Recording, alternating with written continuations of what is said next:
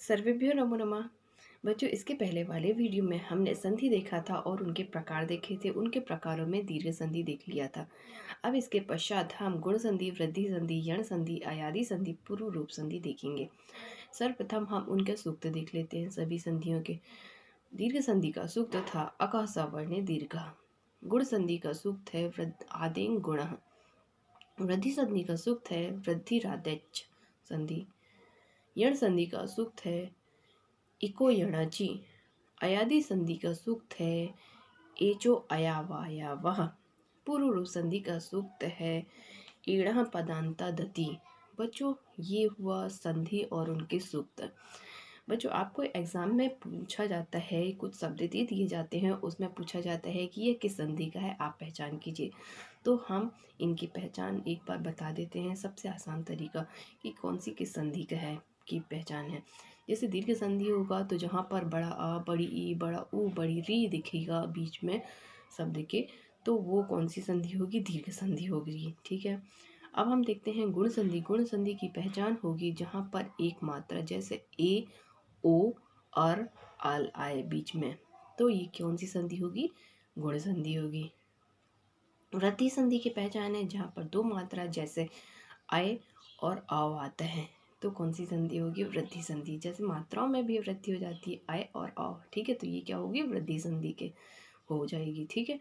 अब यण संधि। यण संधि की पहचान होगी जहाँ पर शब्द के बीच में य, व, र, ल, ये चार शब्द आते हैं, तो वो यण संधि कहलाती है। अयादि संधि अब देखते हैं। अयादि संधि में क्या आएगा? आय बीच में, अय, अव, आव, ये बीच में जहाँ पर ये निकलेगा तो वो अयादि संधि कहलाएगा। ठीक है। अपूर्व स्वरूप संधि की पहचान होगी जहाँ पर एस जैसे दिखेगा, शब्द के बीच में क्या दिखेगा? एस जैसे। उसको उच्चारण क्या करते हैं? ए, आ का उच्चारण होता है। ठीक है। तो जहाँ पर आपको एस जैसे दिखेगा वो क्या हो? कौन सी संधि होगी? पूर्व रूप संधि कहलाएगी। ठीक है बच्चों, ये हुआ संधि और उनकी पहचान। अब हम देखते हैं इनके नियम। सर्वप्रथम गुण संधि देखते हैं। गुण संधि का नियम होता है जहाँ पर प्रथम पद, बच्चों गुण संधि में प्रथम पद में कौन सा स्वर, प्रथम पद के लास्ट स्वर कौन क्या निकलेगा? रेशो आ या दीर्घ आ। उसके पश्चात ई निकलेगा, तो द्वितीय पद में कौन सा स्वर निकलेगा? प्रथम स्वर ई निकलेगा, तो क्या होगा? ए का निर्माण होगा। ठीक है। ई जब हम उच्चारण करके देखते हैं, ई से ए, ऊ से ओ, री से अर, और ला री से अल का निर्माण होता है। प्रथम पद क्या होगा? सभी में रेशो आ या दीर्घ आ गुण संधि में। ठीक है। जहाँ पर रेशो प्रथम पद में आ ही रहेगा और द्वितीय पद में ई होगा तो ए का निर्माण होगा। प्रथम पद में रेशो आ या दीर्घ आ होगा, इसके पश्चात द्वितीय पद में ऊ होगा तो ऊ का निर्माण होगा। प्रथम पद में ऋस्व आ या दीर्घ आ, उसके पश्चात द्वितीय पद में री होगा तो अर का निर्माण होगा। प्रथम पद में आ दीर्घ आ या ऋस्व आ, द्वितीय पद में री होगा तो अल का निर्माण होगा। अब उदाहरण देखते हैं। जैसे हमने बोला सुरेंद्र, तो सुर प्लस इंद्र, तो सुर में ऋस्व आ निकला है ना, तो प्लस इंद्र में ऋस्व ई निकला, तो क्या हो गया? ए, है ना। अब रमेशा हमने बोला, रामा प्लस ईशा। रामा में प्रथम पद में बड़ा आ निकल रहा है प्लस बड़ी दीर्घ ई, दीर्घ आ प्लस दीर्घ ई, तो क्या हो गया? ए का निर्माण हो गया। हमने नियम बताया था, प्रथम पद आ होगा और द्वितीय पद रेशो ई या दीर्घ ई निकले तो ए का निर्माण होता है। अब हम देखते हैं दूसरा नियम, जहाँ पर प्रथम पद आ होगा और द्वितीय पद में ऊ या छोटा ऊ या बड़ा ऊ होगा तो कौन क्या निर्माण क्या होगा? ओ का निर्माण होगा।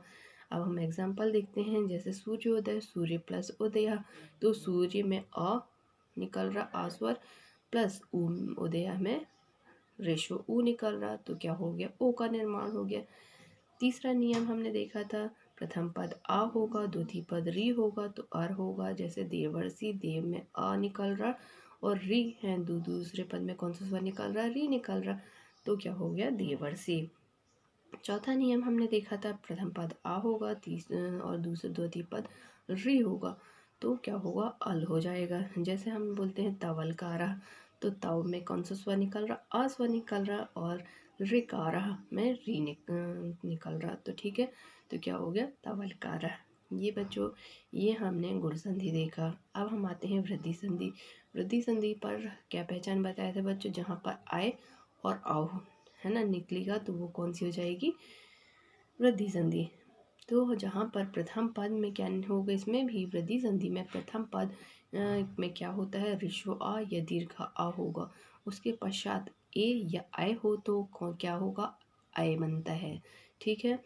जैसे सदैव हमने बोला सदा प्लस एव एव, तो सदा में सदा दा में कौन सा स्वर निकल रहा, बड़ा आ, प्लस एव में ए निकल रहा, तो क्या होगा आय का निर्माण हो जाएगा, तो सदैव हो गया।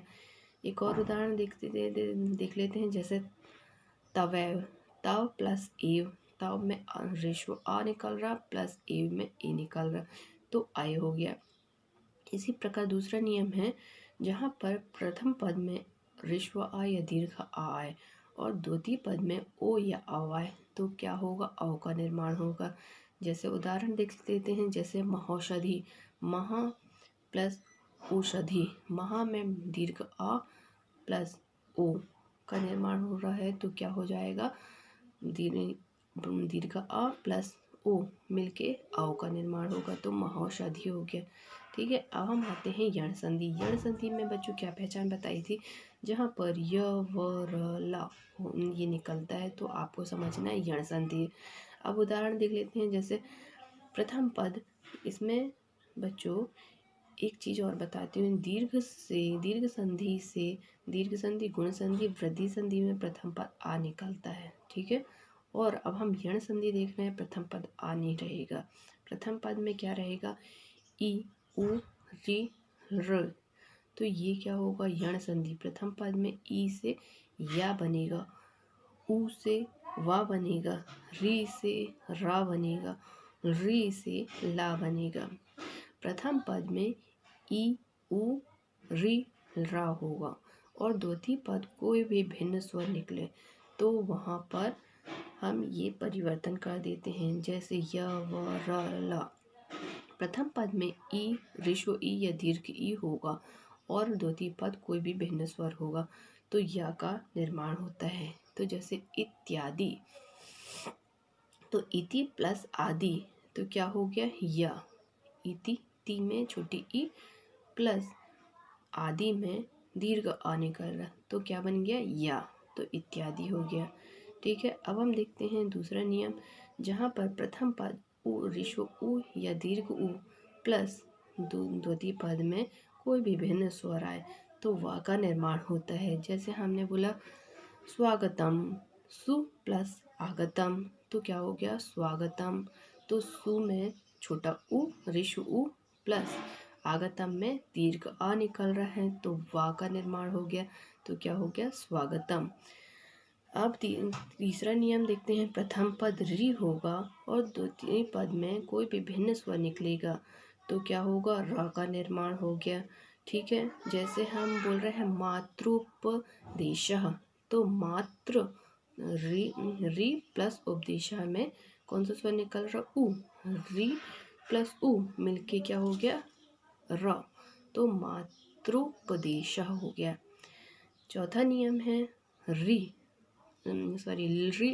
प्लस कोई भी भिन्न स्वर निकले तो ला का निर्माण होता है। जैसे हमने बोला लाकृति, री प्लस आकृति, तो क्या हो गया लाकृति, ठीक है बच्चों। ये हुआ यण संधि।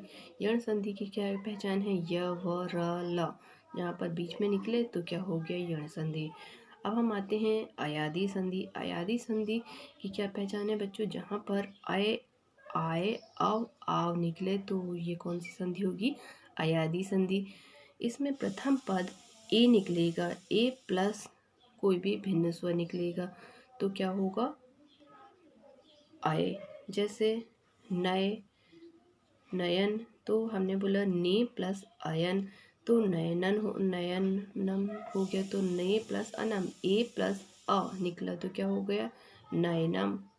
ठीक है, एक और नियम है इसमें, जहाँ पर ओ या प्रथम पद ओ निकले और द्वितीय पद में कोई भी स्वर निकले तो क्या होगा आओ होगा। जैसे पवनम, पो प्लस अनम तो क्या हो गया पवनम। ठीक है, तो इसमें ये ओ आओ आओ आओ ये हो जाता है। ठीक है, पूर्व रूप संधि है, प्रथम पद में ए और ओ आए और द्वितीय पद में आ आए तो क्या होगा एस जैसे बन जाएगा।